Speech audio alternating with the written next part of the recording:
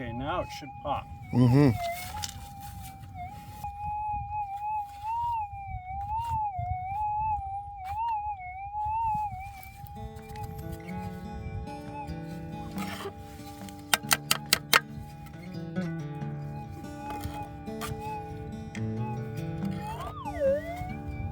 Is it gold? Yeah, little piece of gold. Sure is. Little piece. Yep.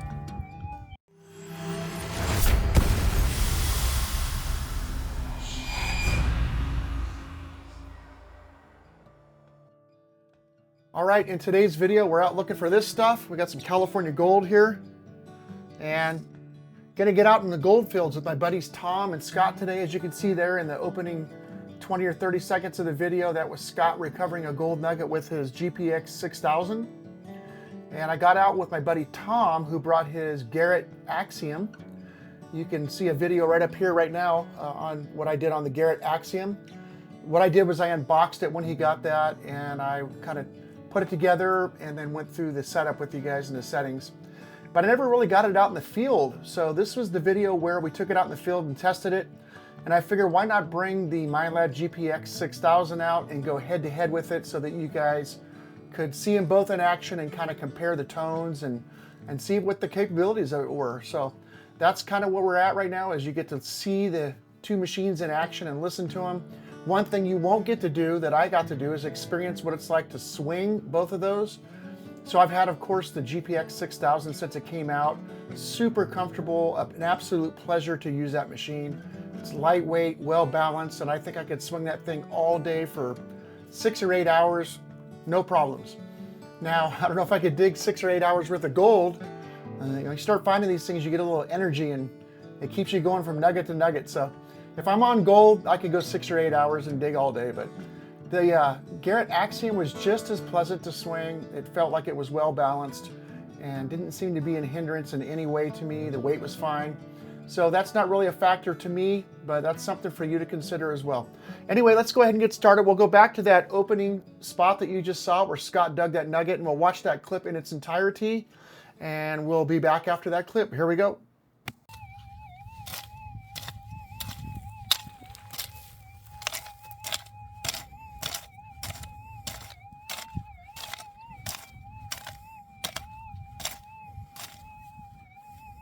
Okay, now it should pop. Mm-hmm.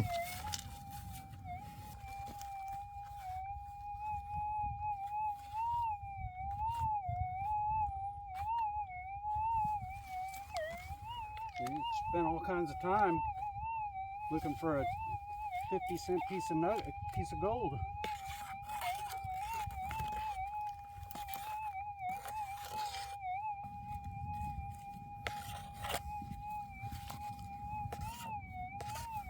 There it is.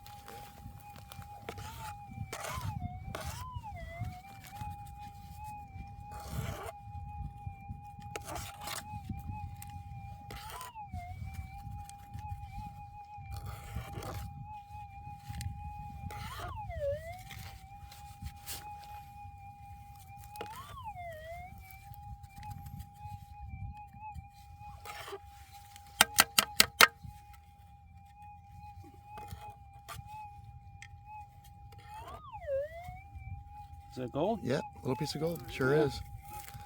Little piece. Yep. Absolutely. Like 6 grains or maybe 8. 6 or 8 grains. Oh, probably 3. Ah, you think it's that small? 3 or 4, yeah. All right. Well, First target of the day. All right. All right, way to start the hunt off with a piece of gold. That was our first signal of the day too. So I had brought the Minelab Manticore along as well. That's a all-around, multi-purpose, multi-frequency metal detector that has a goldfield mode in it. And I thought, well, I'll test the goldfield mode alongside these very powerful pulse induction technology machines. And the Minelab Manticore is a whole different technology called VLF. And it can be literally brought to its knees in bad soil. So I figured I wanted to take the Minelab Manticore out and go head to head with these two other machines and just see if it could hear some of the stuff that these super powerful gold machines could hear. Now later on in the video, I will use it on every signal from here on out and compare it. But later on in the video, there's one particular dig where the Manticore did surprise me, so stay tuned for that. You have to see that. But here we are. Scott kind of wandered off in a different direction, found 3 signals, marked them with an X, and called us over. So we're just checking these 3 signals, and we'll dig them all 3 and see what we got going on. And we'll see if both the Axiom and the GPX 6000 can hear these equally as good. Here we go. So these 2 guys here, my buddy Scott in front of me here and Tom behind me. Tom's from my club. Scott's a longtime friend of mine. And these 2 guys dig crazy amounts of gold. These guys are some of the top gold guys in California. Nice. There's one. There's one.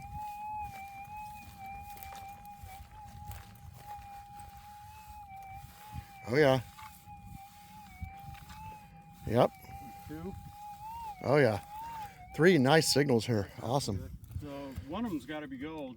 Yeah, I don't think Hopefully all 3. the Manticore's not going to hear either of those 2, but I don't know. it might hear that one though. So It might hear this one. okay. I'm curious. All right. Fire it up. Well, let's do the Axiom first.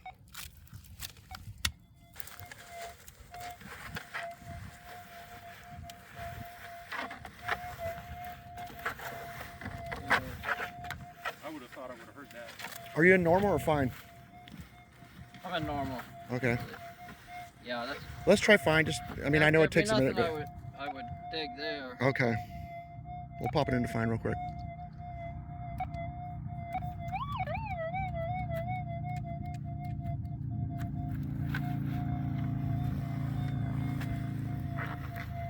Okay, nothing there. Could get real small. Okay, here's the other one. There's one right by your left foot right there. Okay, that one you hear. Nice. No problem on that one. Good sound.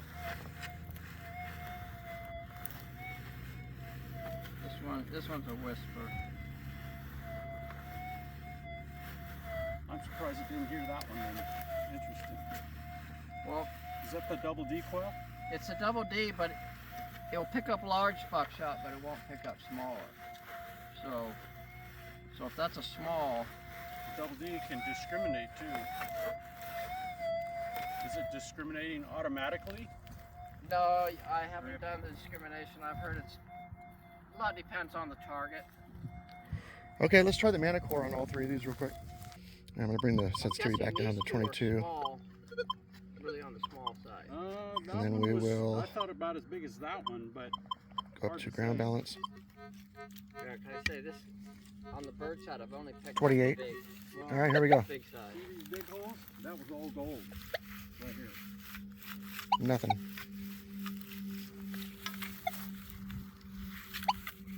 Yeah, nothing on that. Let's try this. Nothing on that. And this one. Now the 11-inch double D will pick up the smaller size. You know, I'm going to say no. There's nothing that we've been stopped on here with the Manticore. So, all right, let's recover these and see what we got. What do you run it for settings, Scott? How high up is your sensitivity? Let's take a look. Just past 3 o'clock. Oh, that's the same settings I have. Okay, and, cool. And difficult ground mode. All right.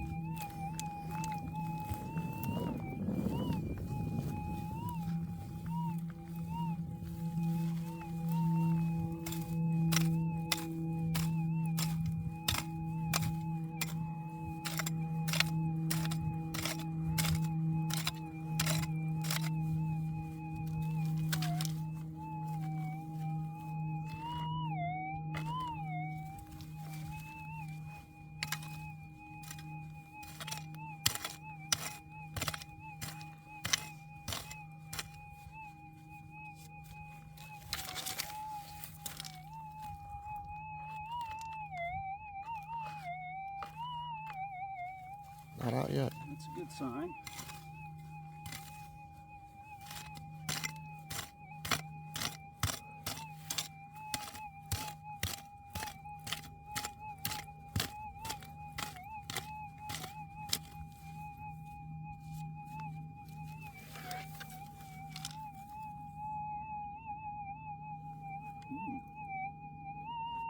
Ooh, that's a good sign. That is a good sign. All right. This has got gold written all over it now. We're getting down a little bit deeper than where the birdshot stuff is at. Birdshot later.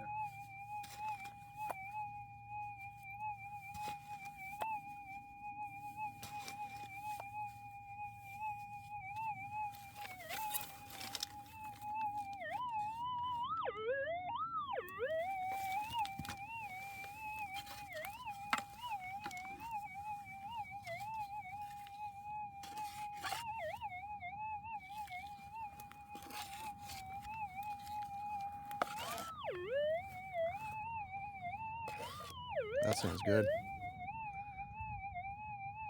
Put the glasses on. Let's see.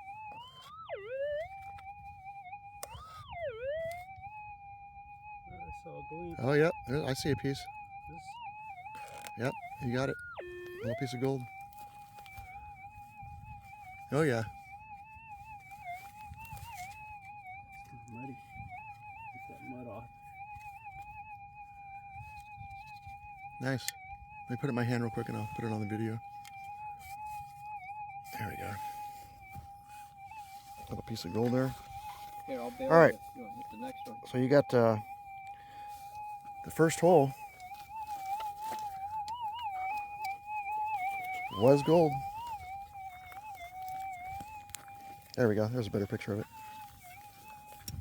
All right, here's that other signal. This is kind of, well, this is really iffy actually.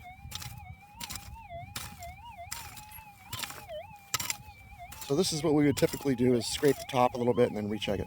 So this is exactly what we normally do.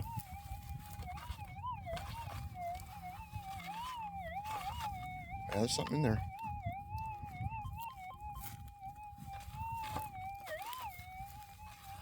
Oh yeah.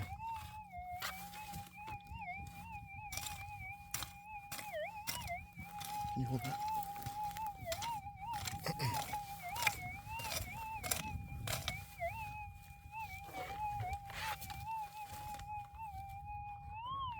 It's out.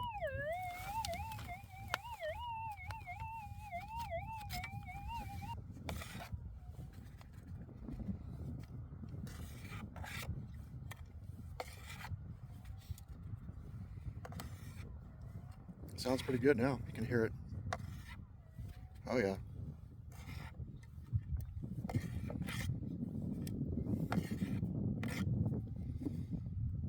Gold. Gold. All right. Small piece.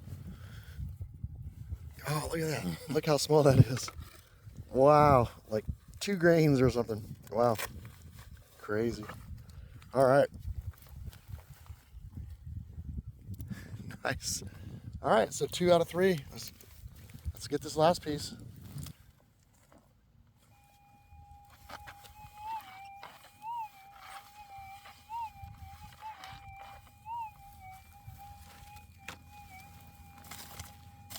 So this one, the Axiom did hear, right? Yeah, I heard this one. It was No, the it was first out. one. Oh, okay. Did not hear this one. Okay, gotcha. So I'm thinking this is another small, because Yeah, it won't go into the couple grain size gotcha. Okay. unless it's maybe surface. Yeah.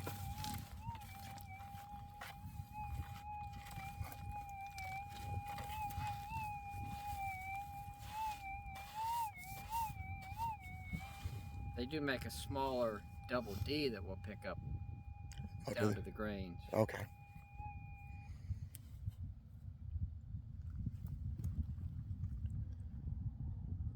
Come on.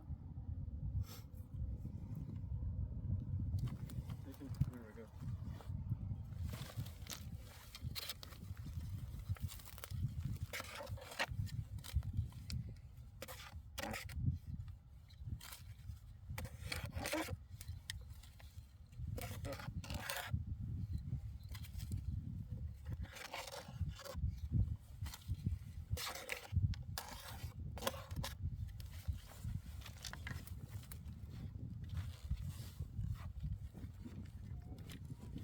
Oh yeah, you can hear it in there.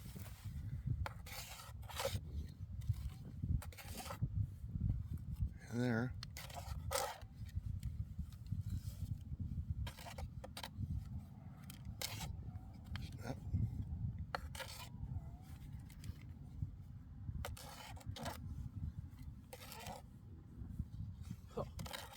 lost it. Too fast, going too fast. Oh, there it is. Oh, I see it too, yeah. There. Oh yeah, you see it down there glowing. Glistening. Little tiny speck. Look at that size of this stuff. All right, look at that. About the same size as the other one, the last one. Nice. All right. It's 5 so far. 5, and we've only been here, what, 45 minutes? Yeah. So, all right, we'll keep going. We're learning a lot here as we go, though, and obviously when you get 2 nuggets back to back like that, the chance of this being one is super high because you know you're kind of in a patch. So, all right. Okay, so we learned something there on that one. The Axiom did not hear one of those signals that the 6000 did hear. So let's see how the Axiom does throughout the rest of the day, but there's a good example of the difference between the 6000 and the Axiom, at least on that target. We will say that later on and throughout the rest of the video here, you're going to see that the Axiom did sound pretty good on some of the stuff that the GPX 6000 was kind of iffy on. So it's a give and take. You know, it's 2 completely different circuits, 2 different companies, 2 different coils, and 2 different users even. So all that needs to be taken into account. Anyway, let's go to the next signal here. So this is a signal I found with the 6000, and I went over there with my Manticore and checked it. Then I called Tom over with the Axiom. Let's see what happens on this one. It's a pretty obvious signal. So I was thinking the Manticore might hear this one. Here we go. All right, got a signal here that I found with the 6000. It's a pretty easy signal, so I think that the Axiom should hear it, but I don't think the Manticore will.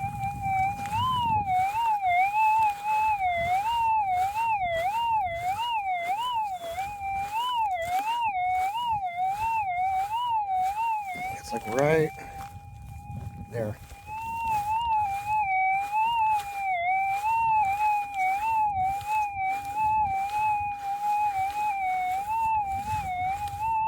Yeah, it sounds like small gold on this, so let's get the Axiom over here and check it, but I'll also check it with the Manticore.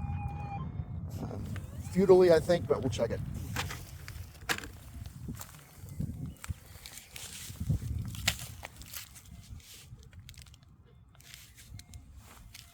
So if that big old 17-inch coil on a PI is barely hearing it.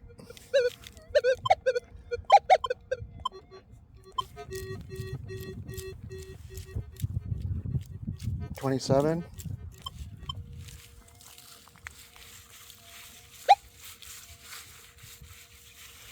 Nope.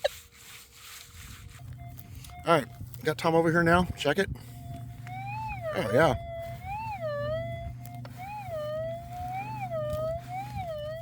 No doubt. Sounds good. Scrape it.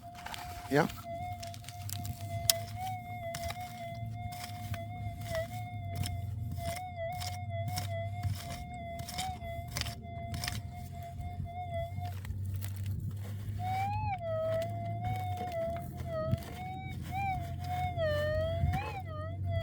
Still down there.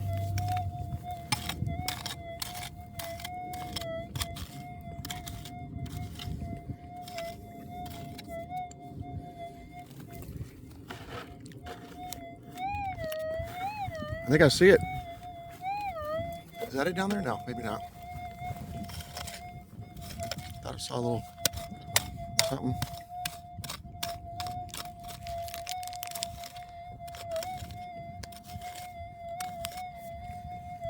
Yeah, I think it's going to be out now. Nope. Wow. This is good. Yeah. Good sign.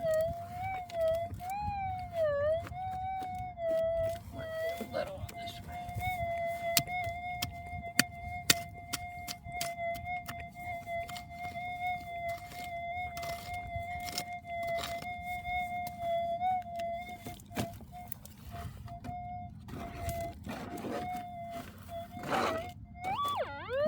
Oh, it's out now, boy.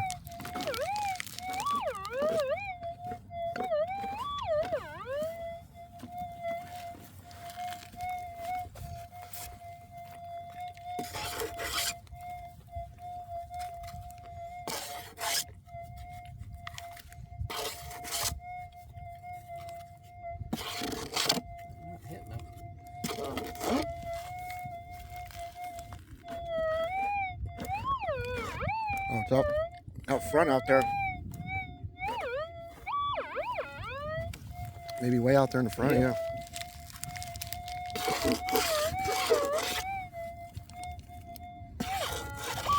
Oh my gosh. Sounds good.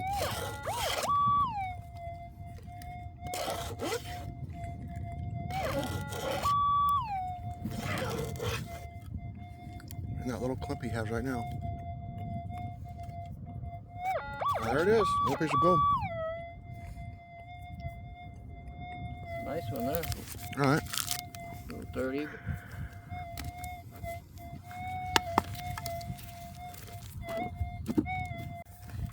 So anyway, Tom, this little nugget here was, what do you say, about 3 inches down or so? I'd say 3 or 4 at least, yeah. And maybe 10 grains, or what do you think? 12 grains, or I don't know. Yeah, Maybe a gram, I doubt it, but.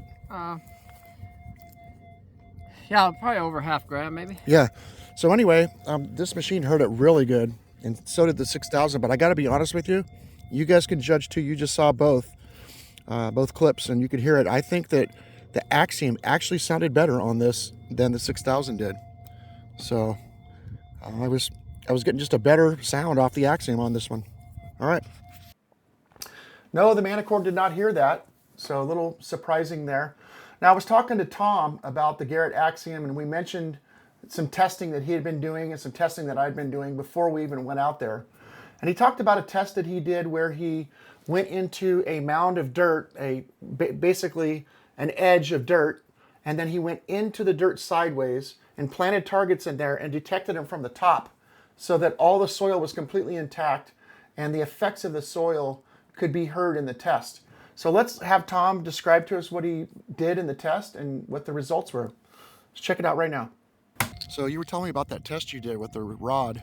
So I did a test, in the ground test, didn't dig the ground. I stuck a hole parallel in the ground so I could keep the mineralization the same. I put the target down about 5 inches. I could reach it, it's about a gram target. I could reach it with the Axiom 11-inch monocoil, and I could reach it with the SDC coil. Which is about the same size. Same size. Yeah. Both of them would hit it at 5 inches. Okay. And then they wouldn't hit it any deeper. And then I ran the Equinox over it, and I could not hear it. I had to raise it up several inches to get about 3-inch level to hit it. Okay. But the Equinox would hit it in an air test. At that depth. At that depth. So the soil was so the difference. PI machine and the VLF machine, the ground is going to make a big difference, right. I believe. Gotcha.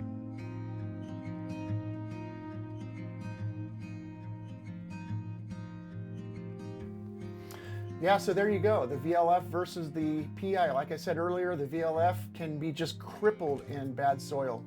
And that's a good example of that in action in a test. All right, this next signal here is Tom called us over on a signal that he heard that sounded like it might be shallow. That's what he thought, and I thought that too. So we listened to it on both machines, the 6000 and on the Axiom. Then I went over there with the Manticore and checked it, and whoa, Manticore heard it. So here we go, check this out. All right, so Tom found this one with the Garrett.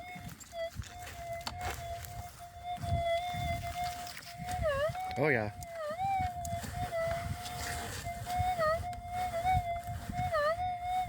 Nice and sharp too. I like that sharpness to it. All right, I'm gonna turn this on. It's gonna get noisy. I'm thinking it's small. Okay. Oh yeah. Sorry.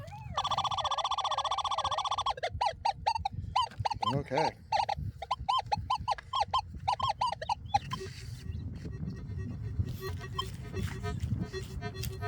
Really windy out here. Sorry, guys. Really windy out here.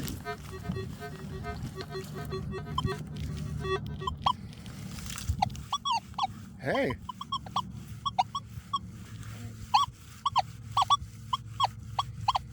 All right, the Manticore is hearing this. Let's bring the sensitivity down to real numbers. Let's try 22. And let's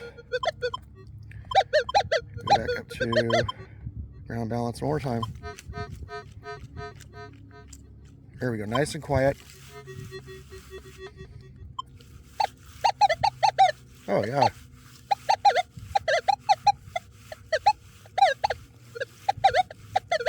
So, Manticore hears it. It's showing a 4 on the Manticore, so that's the equivalent of, on your Equinox 800, that's the equivalent of 2 because everything's double on this. Oh, okay. Because your scale goes to 50, this goes to 100, so that's a 4 on mine, it'd be a 2 on yours. I'm thinking it's probably pretty close to the surface. Okay. I don't know, but it's small. You're right, it's right on top, huh?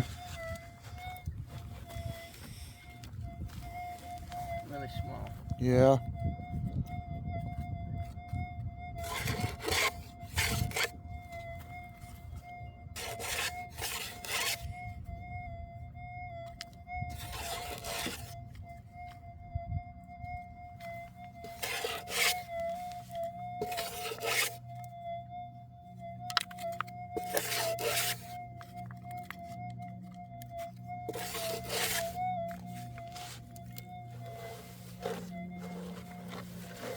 Small target.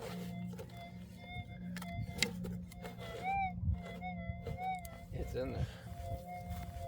I think it's in the clump.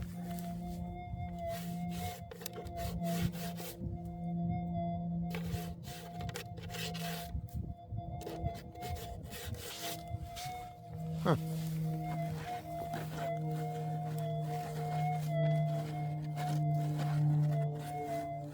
You might have to find it with the Manticore. Yeah, huh?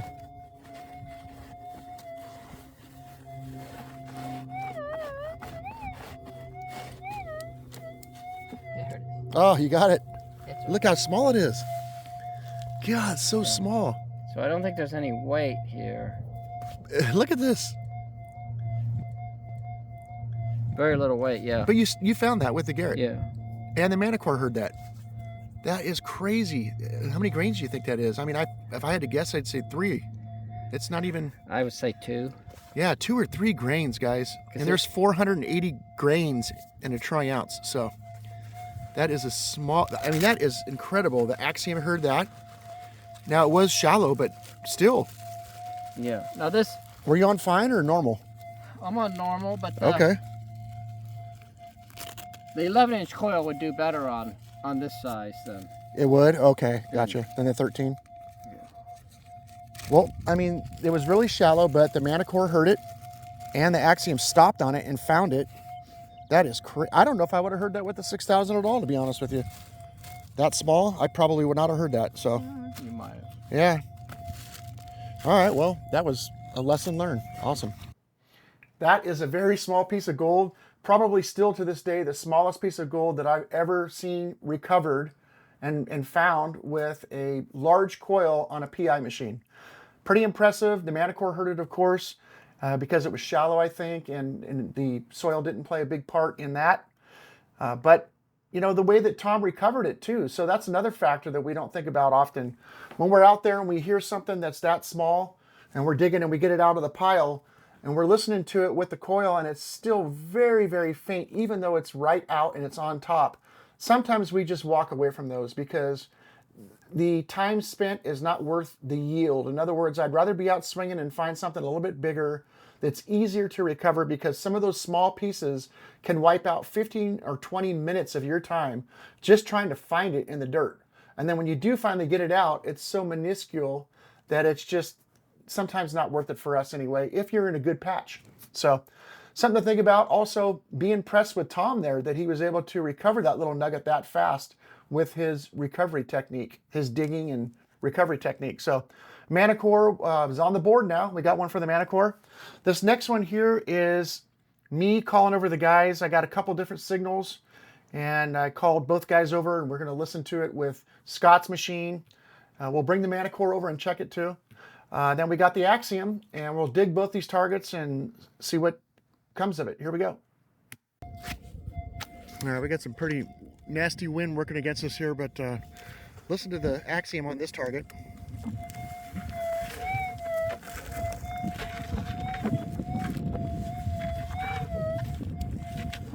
Definitely hears it. So I found it with the 6000, and it sounded about like that. It was a tough signal. And we'll come back and dig that in a second. We got another one down here that I found with the 6000 and called Tom over on it. Let's listen to this one. Oh, that's, yeah, for sure on that. Okay, let me have him turn off now, and let's check these both again with the 6000. And then we'll dig them. But the Axiom heard them both fine. I mean, that one over there, the first one we did back there, like you said, you'd have to come in the right angle. Right over. And yeah. All right, here we go.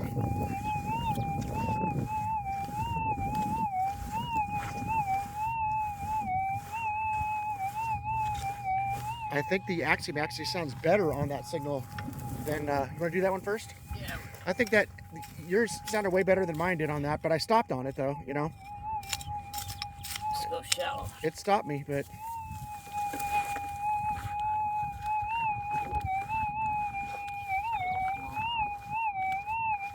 Yeah, it's out. It's way over there on the edge. Really small stuff, yeah. Really small. Super small.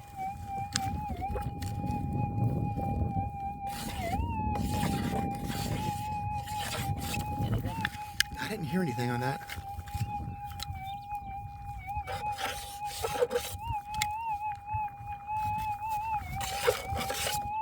This could be a tough one. Boy. Pick up my headphones.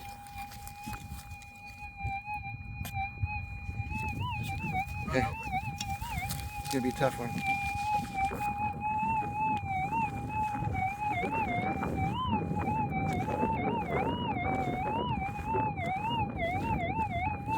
It's kind of like right in this area right here. Yeah, on this side. Right in that area somewhere. Small though. Oh boy. That could be too difficult to recover. I mean, it sounded good on the Garrett though. It's got to be something there. It might have dropped in the. Oh, You getting a little? yeah, it's in there. Somewhere in there. Yeah. It's in there.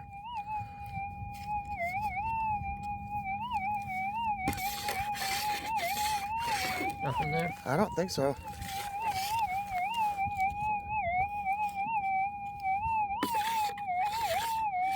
Oh boy, Tom, I don't know. You know what? Let's turn your machine on and try to recover it with your machine. Yours sounded way better on it than mine did, so.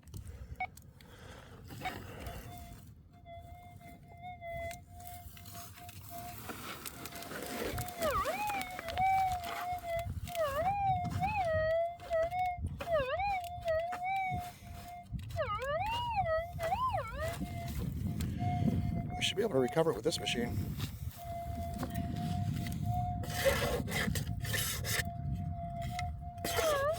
Oh, did you guys see what he just did right there?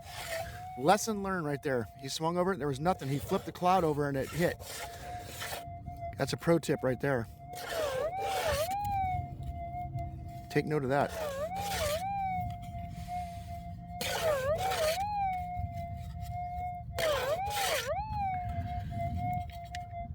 Got down to it. So both machines heard this. Gotta be something down there. Wow. In his hand.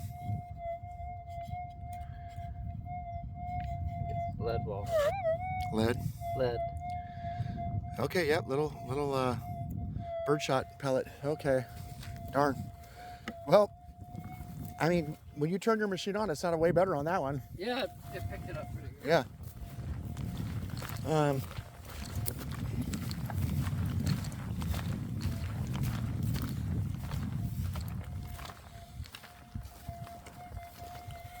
I think this one's smaller.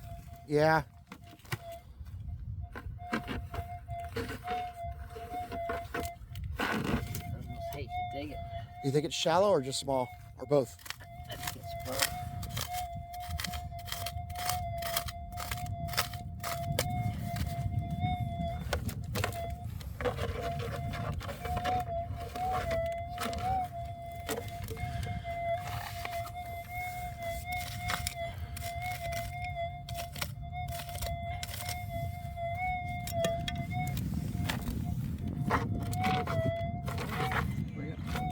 Still down there.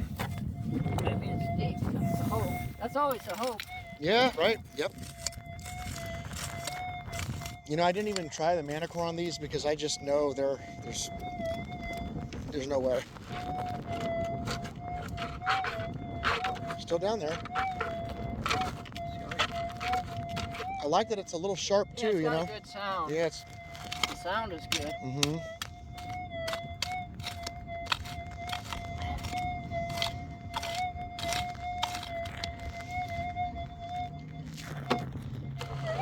Oh, there you go. You got it out. Man, that sounds good when it's out on your machine.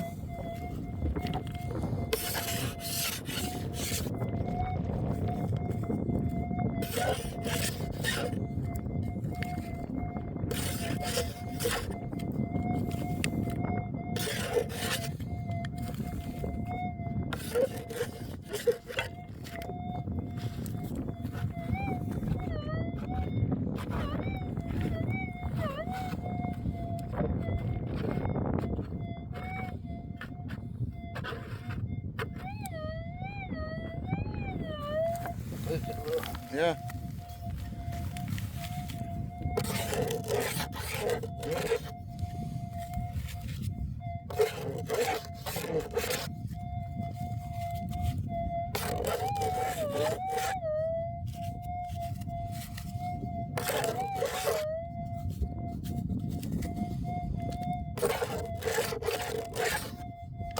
In your hand, huh?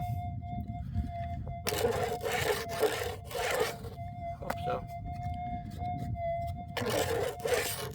Oh boy. Let me run in the pile. Yeah.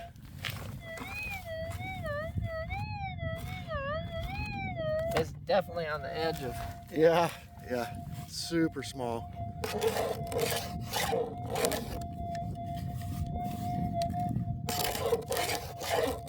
don't see anything. Wow, this is tough, brutal.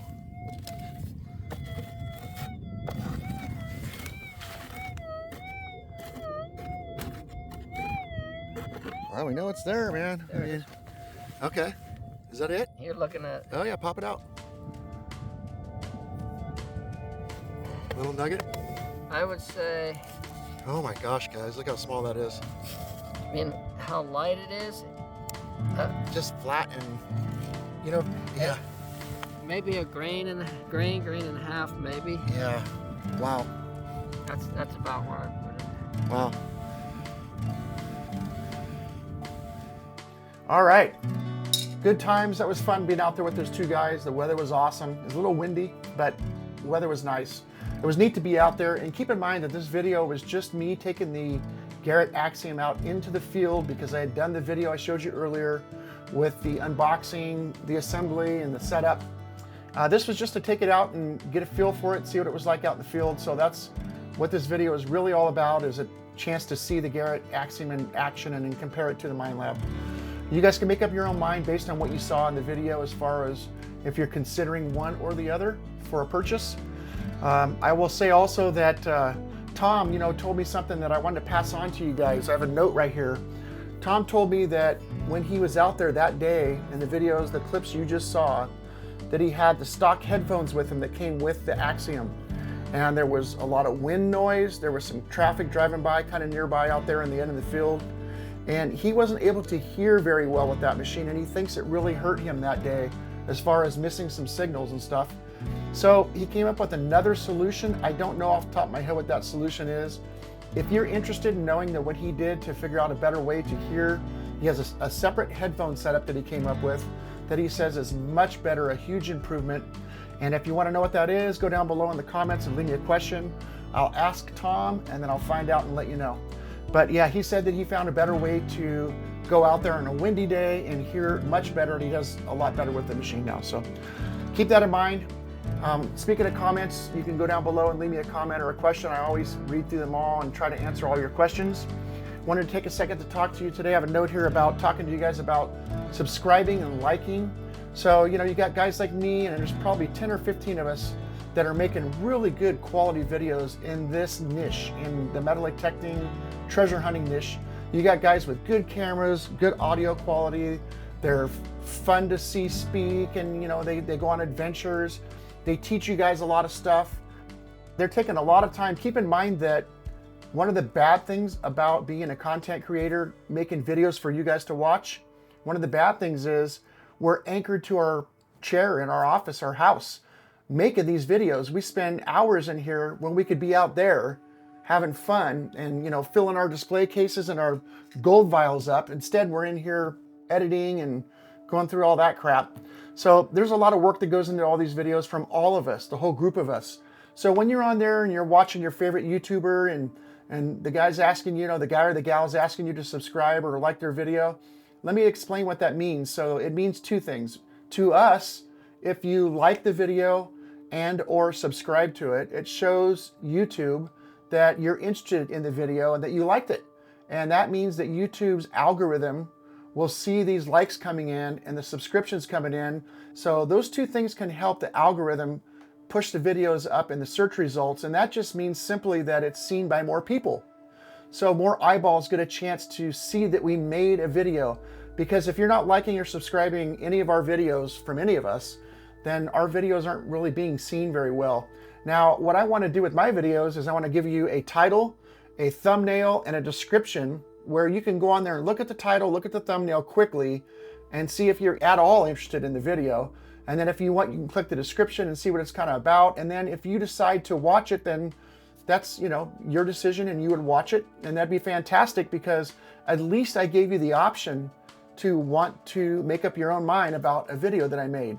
So that's not the way that this system is built. The system is built so that you go on and you find your favorite YouTube content creators. You go down, you hit the subscription button on all of us, because this way it shows you when we make a new video. That's all that button does. There's nothing bad about it, nothing good about it, other than the fact that you're just notified every time we make a new video, and that's it. If you don't want to be bothered with that, then don't subscribe. But I highly encourage you to go on and subscribe to the whole group of us, your favorite YouTubers in this metal detecting and treasure hunting niche. Go on there and subscribe to all of us. Every once in a while, you know, you get a video notification that one of us made a new video. Then you can look at the title, look at the thumbnail, and decide whether or not you want to even click on it. And that's the end of it. That's it for now, guys. Like I said, I hope you had fun, learned something between the two machines. We got out and found some gold. I had a good time. Tom and Scott are cool dudes, fun to be around. Can't wait to get out with them again. That's pretty much it. I'll catch you guys next time. Here is the video that YouTube thinks that you guys should watch next. Check it out. See ya.